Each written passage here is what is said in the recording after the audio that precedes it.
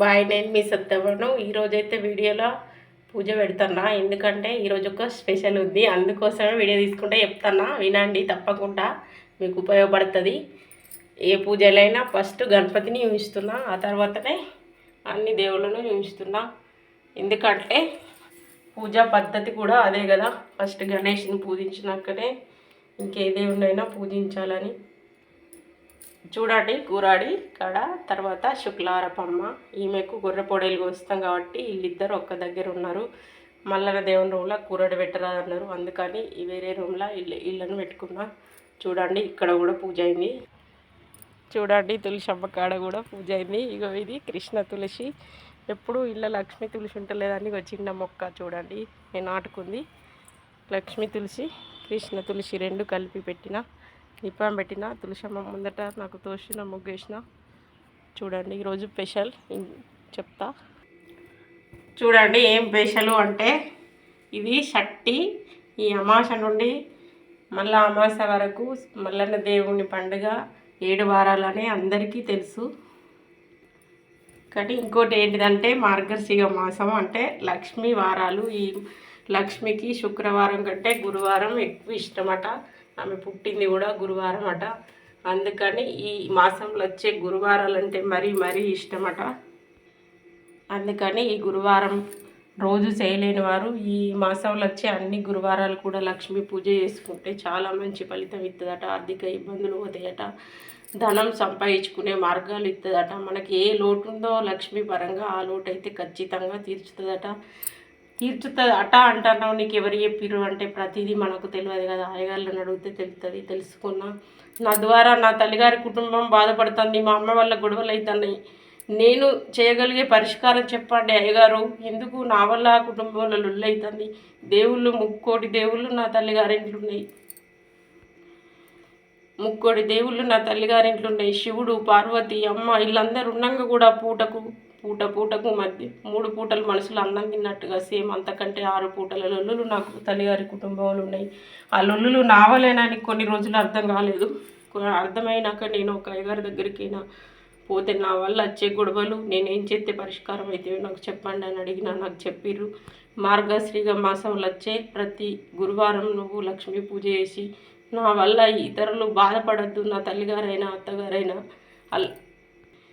నాకు నేనుగా సంతోషంగా బతుకుతే చూసుకుంటా సంబరపడని దూరం ఉండి, కానీ నా వల్ల వాళ్ళు బాధపడద్దు. వాళ్ళ వల్ల నేను బాధపడితే ఎలాంటి శాపం నేను పెట్టలేను.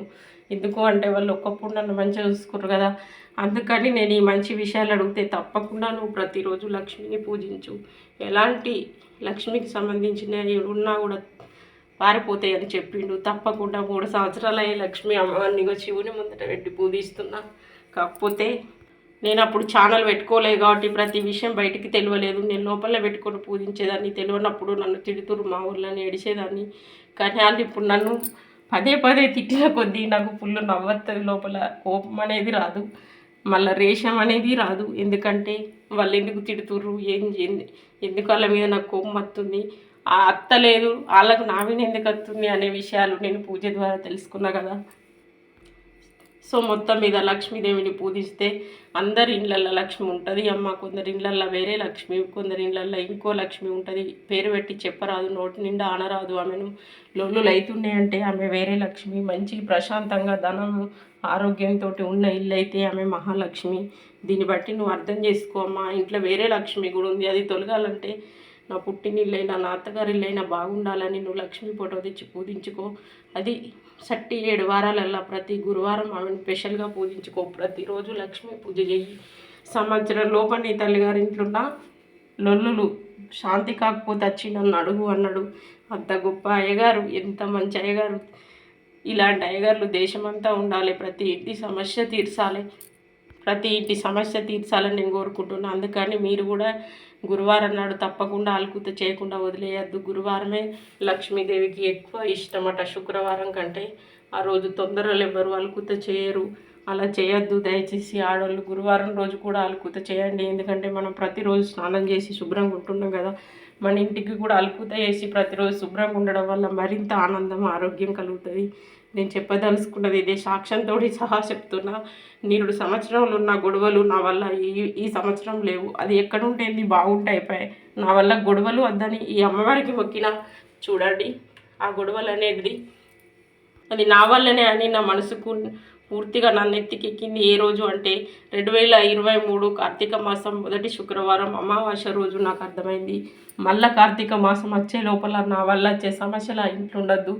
అలాగైతేనే నేను నీ పూజ చేస్తా, లేకపోతే నీ ఫోటో తీసి పక్కకు పెడతామా. ఎందుకంటే నేను ఇతరుల చెడు కోరే లక్షణాలు నా దగ్గర లేవు.